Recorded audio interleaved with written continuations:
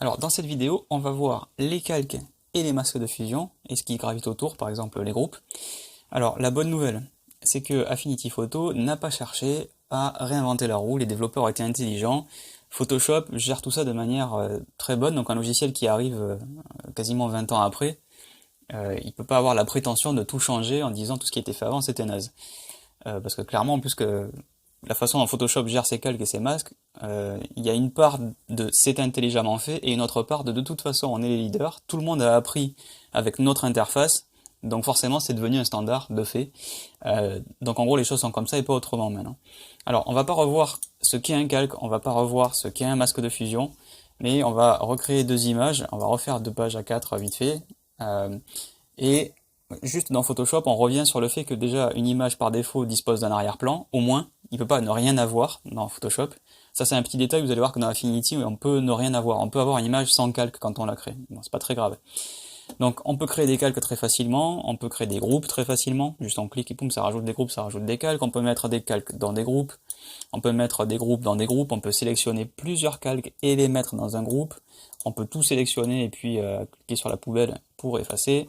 Voilà, tout ça est assez simple. On va remplir un calque par exemple qui est vide par défaut, donc ça veut dire que si je cache l'arrière-plan, il est transparent, il y a un damier très important qui symbolise la transparence, je vais le remplir en rose-violet. Dans Affinity, on va faire pareil, et vous allez voir que déjà au niveau des manipulations, c'est pas exactement la même chose, mais c'est vraiment minime. Par exemple, sur l'icône nouveau calque, quand on clique plusieurs fois, ça rajoute plusieurs calques. Bon, jusque là, c'est pas, il n'y a pas mort d'homme. Par contre, le groupe, je clique une fois, je rajoute un groupe, et vous voyez que, accessoirement, il m'a mis le calque à l'intérieur. Donc déjà, il m'a fait un truc, il m'a pas juste rajouté un groupe. Puisque j'avais un calque sélectionné, le fait de créer un groupe a mis le calque dedans. Dans Photoshop, ça se passerait pas comme ça en fait. Si on utilisait l'icône dossier et qu'on créait un dossier, un groupe de calque, il rajouterait un groupe de calque au-dessus, c'est ce qu'on a vu juste avant. Dans Photoshop, pour qu'on puisse prendre un calque et le mettre à l'intérieur du groupe, donc vous voyez que si on clique ici, il l'a pas mis dedans, il l'a mis au-dessus, il faudrait en fait faire CTRL-G sur le calque pour le mettre à l'intérieur. Et maintenant, mon calque rose est passé à l'intérieur d'un groupe. Dans Affinity, il faut pas se faire piéger. Quand on clique sur l'icône rajouter un groupe de calques avec un calque qui est déjà sélectionné, il le met à l'intérieur.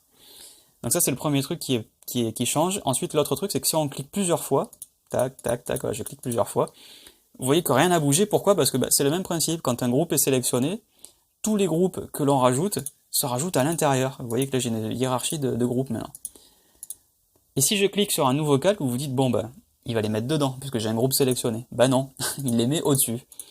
Donc je trouve pas ça génial parce que ils ne respectent pas leur propre logique. Quand on clique plusieurs fois sur l'icône calque, ça rajoute des calques, les uns au-dessus des autres.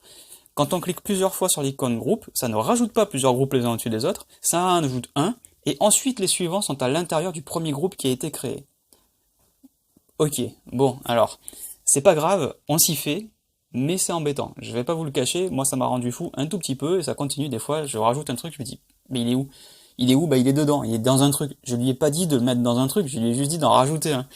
Donc voilà, il va falloir vous habituer, c'est un tout petit peu contraignant.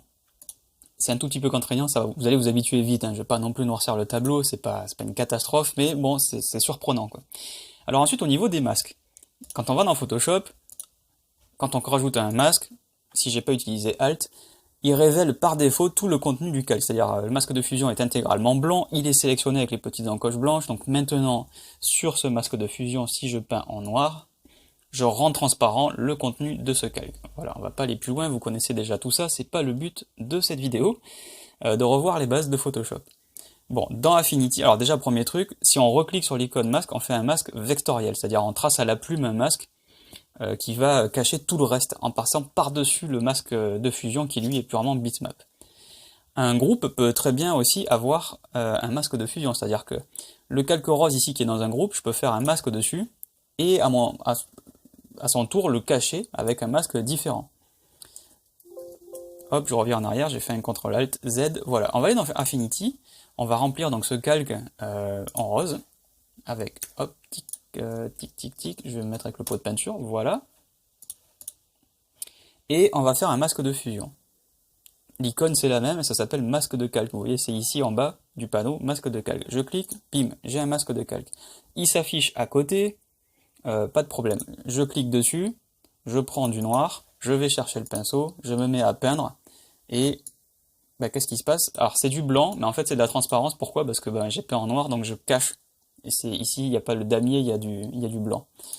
Vous voyez qu'on a une petite flèche qui devrait vous interpeller, vous dites tiens, le masque il est affiché à côté, mais quand on déplie, le calque est devenu comme une sorte de groupe, un machin qu'on peut déplier avec un masque à l'intérieur. Alors en fait, l'astuce c'est que dans Affinity Photo, on peut avoir sur un calque plusieurs masques de fusion, je veux dire masque de calque pour utiliser le bon vocabulaire. Si je reclique ici sur l'icône masque, boum, il y en a un deuxième qui est sorti à côté. Et il apparaît en dessous de la liste. Donc ça c'est le premier, donc il apparaît tout en haut. Ça c'est le second, il apparaît juste en dessous. Donc on clique, vous voyez, sur le carré pour choisir celui sur lequel on va peindre. Donc celui du haut, je vais mettre 1, par exemple, et celui d'en dessous, je vais mettre 2. Et on peut en faire plein comme ça. Vous voyez que le troisième, hop, il va se rajouter tout en bas, et je vais mettre 3. Donc un même calque dispose de 3 masques de calque, ou masques de fusion avec le vocabulaire de Photoshop. Donc quand on replie, on a tout ça à la suite sur le côté, comme Photoshop finalement, mais quand on déplie, on peut les voir dans quelle succession ils s'appliquaient. Donc par exemple, si je veux voir le contenu d'un masque, puisque je peux en avoir plusieurs, donc si je veux voir un masque, qu'est-ce qu'il contient, imaginez que j'en ai 50, ça sera pas facile de savoir qui fait quoi. En fait, l'astuce c'est qu'on peut double-cliquer sur un masque, et vous voyez qu'à ce moment-là, il va venir afficher le zoom pour contenir tout ce qu'on a fait sur le masque. Et pareil avec le deuxième, et pareil avec le troisième. Et regardez, même on va redouble-cliquer sur le calque pour remettre la vue normale. On va même en faire un troisième, enfin un quatrième. Et ce quatrième, on va faire juste, hop, un tout petit point. Vraiment un truc minuscule. Et quand je double-clique sur ce quatrième masque, qui est juste un point, eh bien vous voyez qu'il me l'a zoomé, il m'a mis le nez dessus en mode super gros pour que ça remplisse l'écran. Donc en gros, quand je déplie, je peux voir mes masques en fait s'empiler les uns sur les autres dans l'ordre de succession, mais si j'ai pas besoin d'avoir ça, je peux tout simplement replier et avoir un truc à la Photoshop où les masques sont sur le côté du calque. Donc ça c'est le premier truc qui est un peu bizarre quand on vient de Photoshop, se dire bon on peut avoir plusieurs masques par calque. Et figurez-vous que finalement on s'y habitue et même on l'utilise pas mal, hein, parce que du coup, plutôt que d'avoir un masque qui cacherait un truc et qui cacherait à plusieurs endroits, on peut faire plusieurs masques pour s'atteler à un endroit précis, et du coup on peut ranger. Donc on peut évidemment, ici quand on va sur le masque, double-cliquer pour changer le nom, et mettre masque en haut. Je vais pas trop raconter ma vie, mais hop, je clique ici. Alors je clique d'abord là, et je clique ensuite sur le nom, donc la vignette et le nom, et non pas double-clic, parce que je crois que double-clic, voilà, ça fait rien quand plusieurs sont sélectionnés. Donc d'abord on sélectionne, et ensuite on sélectionne le nom. Je vais appeler, je sais pas, arbre à droite, enfin, vous avez compris le principe. Je pourrais avoir une image avec un calque où il y a plein de trucs cachés mais à différents endroits géographiquement dans l'image, et pouvoir le décrire avec plusieurs masques de calque. Et comme ça on range un peu mieux son travail, et une fois qu'on a fini, poum, on replie. Ce qui fait que ça évite de prendre une palette des calques qui fait 12 km de haut.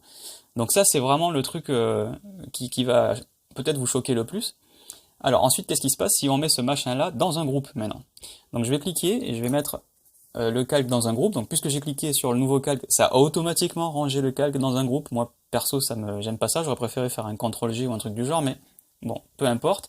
Et ce groupe, si on clique sur l'icône masque, eh bien ça fait la même chose, c'est-à-dire qu'on a maintenant un masque qui s'affiche sur l'intégralité du contenu du groupe, et pour autant on peut pas re-rendre visible, c'est-à-dire que si je peins en blanc en appuyant sur D, la touche que j'ai configurée dans mes raccourcis, je vais peindre en blanc ici, je re-rends pas visible, puisque là je suis sur le masque du groupe. Si à l'intérieur du groupe il y a un machin qui dit à un truc d'être invisible, c'est pas le masque qui est sur le groupe qui est au-dessus qui va avoir le pouvoir de re-rendre visible. Il faut bien aller sur le calque, chercher le masque qui est responsable de ça et le corriger. De la même façon que Photoshop d'ailleurs, hein. Si vous avez des calques qui ont un masque de fusion qui sont rangés dans un groupe, qui lui-même dispose d'un masque de fusion dans Photoshop, le masque de fusion du groupe n'a pas pouvoir de re-rendre visible des trucs qui auraient été masqués dans les calques situés à l'intérieur de lui. Donc là-dessus, on est comme dans Photoshop. Mais évidemment, pour suivre la logique, si je recrée un masque, eh bien je peux aussi avoir plusieurs masques de calque sur un groupe, comme je peux le faire d'ailleurs sur un calque. Donc cette logique d'avoir des masques multiples, elle est à la fois sur le groupe et elle est à la fois sur le calque. Donc là on voit par exemple que j'ai deux masques de calque sur mon groupe, que j'ai à l'intérieur de mon groupe un calque qui lui-même dispose de plusieurs masques. Alors puisque le groupe contient le ou les calques, en général les calques, si vous groupez c'est qu'il y a plusieurs trucs, il va avoir par contre la possibilité de masquer encore plus de choses que ce qu'il a à l'intérieur de lui. Il peut pas re-rendre visible des choses qui ont déjà été masquées, mais par contre maintenant regardez, je vais prendre du noir et je vais prendre un gros pinceau avec une dureté un peu badass.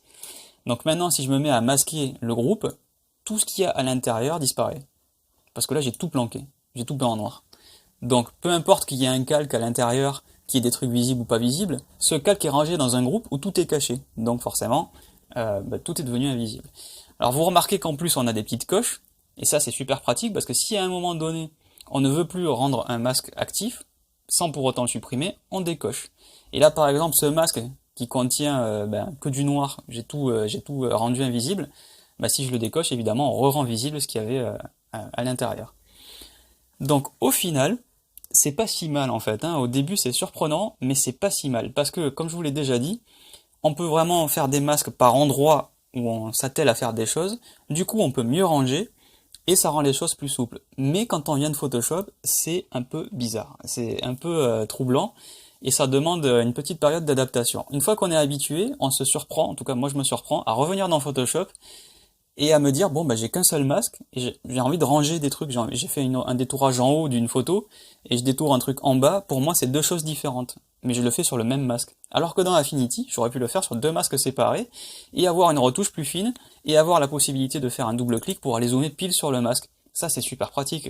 Quand vous retouchez des masques, vous les affinez, vous les améliorez, vous les corrigez, bam, en double clic, poum, il nous met le nez dessus. Alors que Photoshop, lui, il sait pas faire ça. Il faut aller zoomer à la main, tout simplement. C'est pas grand chose, mais c'est un petit détail qui est quand même assez bienvenu. Donc voilà, pour résumer au niveau des calques et au niveau des groupes, vous avez vu qu'on n'est pas loin de Photoshop. Il y a juste une petite différence qui est troublante au début, mais qui se révèle en fait assez bénéfique à la fin, surtout pour ceux qui font des retouches assez complexes. Donc vous n'êtes pas obligé d'utiliser plusieurs masques par calque ou plusieurs masques par groupe, mais vous pouvez le faire si vous en avez envie. Donc si vous voulez vous cantonner à ce que fait Photoshop, vous créez juste un groupe, vous créez juste un masque de fusion qui s'appelle masque de calque et vous faites tout dessus, et ça ira très bien, vous n'avez pas d'obligation de faire plus compliqué que ça. Donc là voilà pour les manipulations de base sur calque et groupe. Maintenant je vous invite déjà à vous entraîner, mais on va passer à la vidéo suivante où en fait on va regarder du coup les calques de réglage, qui sont des calques qui appliquent un réglage et associés à un masque de fusion. Donc c'est pour ça qu'il fallait d'abord voir ça, et maintenant on va voir les calques de réglage qui évidemment c'est une des fonctions principales, primordiales de tout logiciel de retouche.